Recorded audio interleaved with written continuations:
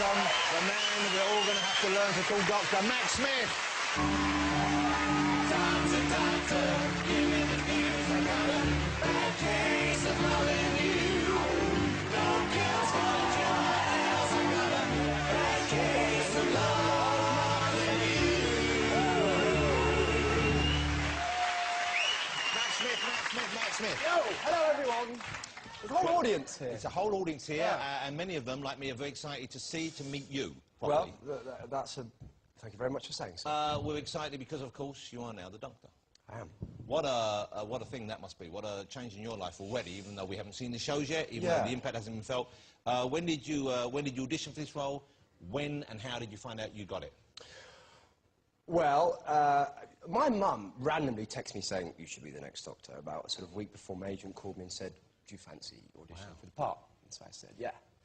And then I went for 2 kind of secret auditions where you have to sign in. Yeah, they've got to keep them secret. It's a big interest in this. Yes, yes. I mean, you know, we're showing the new ep on the 3rd, and it feels like a massive security breach, frankly. But anyway, so I auditioned, and I thought nothing of it, really, and it was in a very trashy hotel. And then I got a call back from my agent saying, yeah, you can go again. So I went for the second one. I just tried to do it as sort of clearly and creatively and honestly as I could, which is all you can ever do, you know? Matt, let me interrupt you. When you audition, do they give you a script of a Doctor Who episode? Do they ask you to do something from you? So they give one that's been out already or a new one? No, they gave me Ep 1.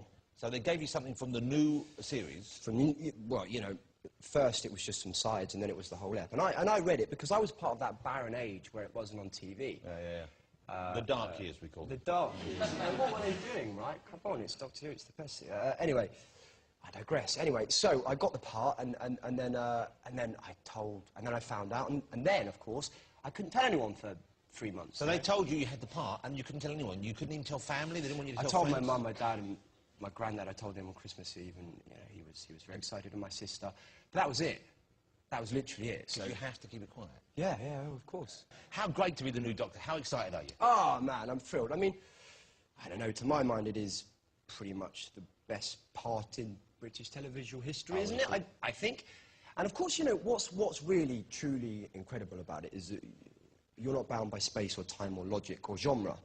So as an actor, it's sort of infinite, really.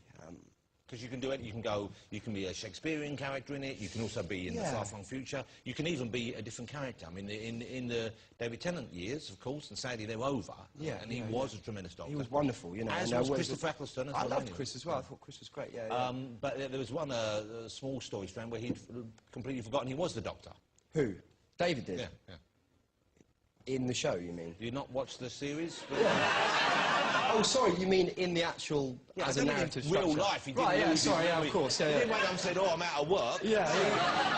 Be worrying, wouldn't it? I'm saying, as an actor, that must be great knowing you don't, the infinite possibilities, nearly. Yeah, it is. I mean, it's something that, obviously, as the series goes on, you realise more and more, and I think my Doctor probably becomes more assured as the series evolves and develops. And, I mean, you know, of course, it's an infinite narrative, and therefore there are infinite multitudes of the character that you can explore and that sort of become more and more interesting. I mean, we meet the companion in a very ingenious way. I showed it you earlier. I've got this to show you, sir. This is the new Sonic screwdriver. Man.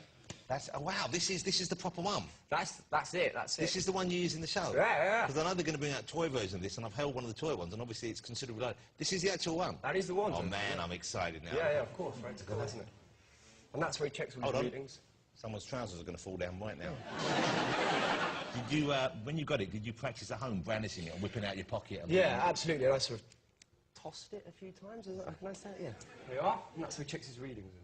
Oh, you like that? Yeah. It's exciting. I started doing that quite a lot to start with. So because the weight of it's different to the old one, because I use the old one, of course. So when they make you a prop, you do it at the beginning, they give it to you to go and to make it your own, to play around with it.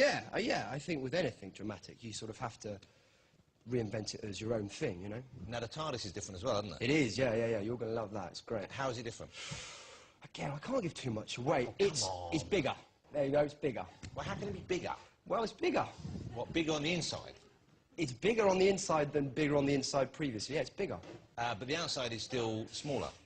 The outside is still a police blue box, yeah. So the outside looks exactly the same? Well, it's a different tint. There's a different blue. That's not the most exciting revelation okay, I could have sorry. wrinkled out of you. Yeah. No, I mean, it's sort of bigger on the inside. There are... it's difficult because you can't really give away a lot. There are levels to it, I'll say that. It's got whole other rooms. Oh, yes, it's got whole other rooms, yes. It's got a pool and a library and... It's got a library, hasn't it? Yeah. Is there like a hot tub in there for like smoochy nights? For alone time with me and Amy, yes. Yeah, yes, and yes. so Amy is the new companion. Yes, the lovely new companion played by Karen Gillan, who's Karen who's Gillan, a a lovely dream. young actress, and they've gone for a ginger lady again. They have, yes, a fiery red. Is this a kind of like a proactive thing? They're trying to welcome them back into the bosom of... Because a ginger person gets a bad time, can get a hard time in the UK, the Right, ginger okay. mingers. And now they're saying, that's what people call them. And so they're saying, no, look. Redheads are cool. The doctor loves a redhead person. Boom. Yeah, I think Ginger's are pretty hip. I mean, you've seen her. She's a 10.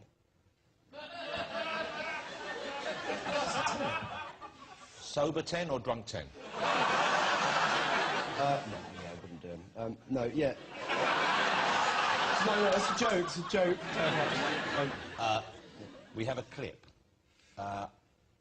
I couldn't be more excited about this. This is a sneak peek at a scene which I think is in episode 6. So, I can tell you about Ep6 then, you know, Well, yeah. once we've seen this, yeah. but Okay. before we do, how many are there in this series, and how many have you finished shooting them all already? Yeah.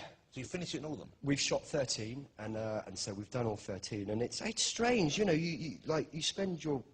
Because it takes up all your time, just, you know, the line learning is extraordinary, so it's strange now to suddenly hand it over and people are going to... So you can relax a little bit? Yeah, well, I guess so, yeah. Okay, let's have a look. This is from episode 6. Can you tell us anything about this? Do you want me I to... can. This episode is called Vampires in Venice. And you didn't shoot it in Venice, presumably? No, we shot it in Croatia, which doubles up rather superbly for Venice, I must say. So you shoot some in Wales, and then you do go to parts of Croatia or... Some stuff is on location, yeah, and we went to a forest called Puzzlewood, and we went to Stonehenge. So, so there's a Druid episode. Yeah, which is rather glorious, and we got to go in the middle of it, which was... Were you remotely tempted to carve your initials with one of them? Absolutely, I wanted to climb on one, but they wouldn't let you? weren't having any of it, yeah. Let's have a look now then. Vampires in Venice, look at this. That looks great, doesn't it? Doesn't it look great? Yeah. And the outfit we saw you in there, which is the little bow tie and all that, is that the outfit that you wear as a doctor? Yeah, that is. But, it varies. And one thing I will say about this particular doctor and his costume is I think it will evolve, you know. I think it will be something that is quite like a hat. Well, you should have a word with them. Yeah, well, I have had a word. Can you bring in your own things and say, how about this? Yeah, I mean, I brought in the tweed jacket and the braces, and then I tried a bow tie, and they're a bit like... I don't know, but it just sort of sat right. You know. So how long will you stay in the role? How long have you agreed to stay at the moment, and could that, or would that be extended, do you think? Yeah, I mean, look, I hope to do at least... Well, I hope to do at least another year, and ideally a couple more years. We'll see. You know, because it's a wonderful part, and I want to keep it. And I've, you know, sort of got my teeth into it now. And it's... So David was there for 4 years, I think. He was, yeah. I think the longest-serving doctor is Tom Baker. 7, wasn't it? 7 years, Yeah. Whether... I know a few people involved in the series and TV. Some people have been writing, some people have just involved as future writers. And everyone who's seen the footage of you has said it's going to blow everyone away. That's very kind of you to say. Thank you. You're incredible in the role. Thank you know, I don't think a lot. it's a task that many people would envy following David Tennant, who was just incredible. I mean, really was. And the last couple of episodes, I don't think I've engaged as fully with drama on TV. It was but that's incredible. what it can do. That's the beauty of it. That's the power of it. You know, yeah. But you are apparently living up to all those expectations. So I can't wait to see it. I welcome you to the role. I hope you have a tremendous time doing it, and I'm sure it's going to be an exciting new time for everyone who loves the series. Ladies and gentlemen, Mr. Matt Smith. Thank you, Jonathan. Cheers, yeah. Do you want to stay for the music, or do you want to... Oh, yeah, I'll stand over there. Absolutely. Thanks to all my guests tonight, Matt Smith, of course, Professor Brian Cox and Emma Thompson. Next week, my guests will be comedian, writer and star of multi-award-winning American sitcom 30 Rock.